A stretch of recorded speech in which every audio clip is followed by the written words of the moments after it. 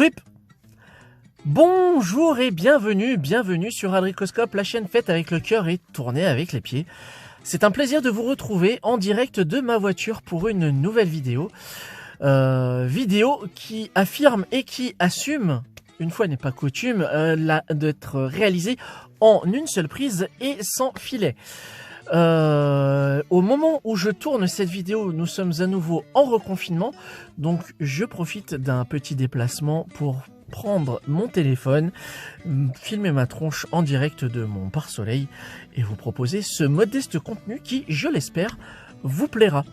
Une fois n'est pas coutume, on va encore une fois parler du tisseur, mais on ne va pas parler de Peter Parker, mais plutôt de son pupille, si l'on peut dire, puisqu'il s'agit de Miles Morales, qui avait été le sujet d'une précédente vidéo. Le lien sera en description. J'avais parlé très sommairement, enfin, plus ou moins sommairement, de la nouvelle collection Marvel Next Gen, à l'occasion de la sortie du numéro 1 de Miles Morales Spider-Man. J'étais d'ailleurs en compagnie de Spider-Man en personne pour en discuter. Là, il n'est pas avec moi aujourd'hui, il est en cours. Mais on va parler du tome 2. Toujours avec Brian Michael Bendis au scénario. Dans ce volume-là, nous avons notamment David Marquez et Pepe Larraz qui viennent grossir les rangs au niveau du dessin de Sara Pichelli, qui est également à la barre de quelques numéros de ce tome-là. Alors, intitulé Deux grands pouvoirs, impliquant la célèbre phrase de l'oncle Ben qui se termine par... vous la mettrez dans les commentaires. Nous, en fait, on poursuit le récit là où on l'avait laissé à la fin du tome 1, où Miles Morales devait, en fait, faire un choix éthique, si l'on peut dire, puisque son tonton, qui n'est autre que Aaron Davis, alias le rôdeur, lui demande de faire équipe avec lui. Et les choses ne vont pas forcément se passer comme prévu pour Spider-Man comme pour le rôdeur. Et il va y avoir évidemment, vous vous en doutez, toute une aventure, toute une intrigue qui va en découler. Et ça va être également l'occasion pour le scénariste, pour Bendis, de développer un petit peu plus ce qu'on appelle le lore, l'univers de Miles Morales, qui petit à petit va être intégré dans la continuité Marvel classique, car je le rappelle, ce Spider-Man-là, le Miles Morales, était à la base une création de l'univers Ultimate. Création de l'univers Ultimate, j'en ai parlé également à l'occasion de ma vidéo sur Ultimate Spider-Man. Le lien sera également en description. Voilà. Que dire si ce n'est que j'ai beaucoup apprécié la lecture de ce second tome. D'ailleurs, gros avantage, le prix, 10,95 €. On a quelque chose comme... et ils n'ont toujours pas fait la pagination, alors que dans le tome 1, ils l'ont pas fait non plus.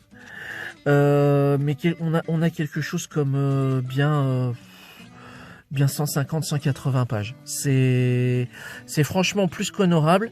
Le format est un petit peu plus petit que le format comics.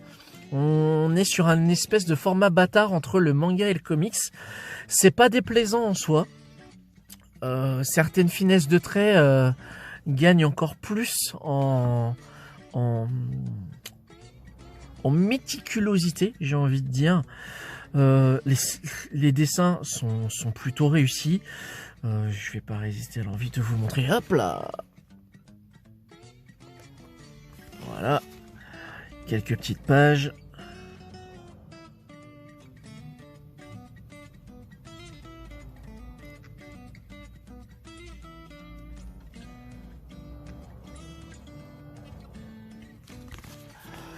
Hop.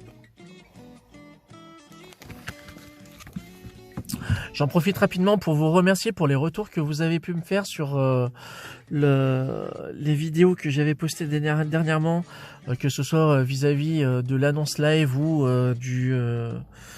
de la vidéo sur l'Associé du Diable, c'est plutôt cool.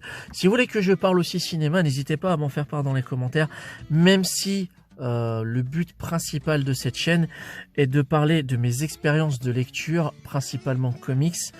Je pense que prochainement on parlera franco-belge et manga. Bref, digression mise à part, ce tome-là est plutôt une réussite. Une fois de plus, en fin de tome, nous sommes face à une situation de crise, et non des moindres. Je n'en dirai pas plus à ce sujet. Si vous voulez avoir la surprise de la découverte, hop, on va jouer un petit peu avec la lumière pour montrer le vernis sélectif, peut-être, pourquoi pas. Ah, voilà. Je trouve ça vraiment cool. Au niveau, ça me rappelle la collection mutante des X-Men chez Hachette. C'est plutôt pas mal. J'ai beaucoup apprécié relire ces aventures-là. Je les avais déjà lues par le passé et j'ai hâte de relire la conclusion. D'autant plus que dans ce tome 3, il y aura vraisemblablement des numéros que je n'avais pas lus à l'époque. Donc là, pour le coup, la boucle serait bouclée. Voilà, c'est tout pour moi pour aujourd'hui. La suggestion du jour, c'est donc ce Miles Morales Spider-Man dans la collection Next Gen. C'est le tome 2. Alors, bizarrement, ils n'ont pas mis de numéro. Ils ont juste mis un titre ici intitulé « Deux grands pouvoirs ». Le libraire, c'est comme ça qu'il l'a trouvé d'ailleurs. Il m'a pas dit qu'il y avait un numéro 2. Mais en tous les cas, ça faisait fort plaisir à relire tout ça. Si vous connaissiez ce titre et si vous voulez faire part de votre avis, n'hésitez pas à vous manifester dans les commentaires. Si au contraire, ce que vous avez vu dans cette vidéo vous a donné envie de vous y intéresser, je ne saurais que trop vous conseiller la lecture de ce titre. Cette lecture est une belle porte d'entrée. Alors bien évidemment pas avec ce tome-ci, mais son prédécesseur. Ça peut potentiellement vous intéresser, d'autant plus que le prix n'est pas excessif et il y a à boire et à manger, comme on dit. Il y a vraiment matière à passer de bons moments de lecture avec ça. Voilà. J'ai envie de dire, prenez soin de vous, vraiment. Profitez, lisez. N'hésitez pas à me faire part de vos expériences de lecture, de ce que vous avez pu lire en comics qui vous a plu. Et puis nous, écoutez, dans tous les cas, on se retrouve aussi vite que possible pour une prochaine vidéo. Plus une inquiétude et à bientôt. Ciao!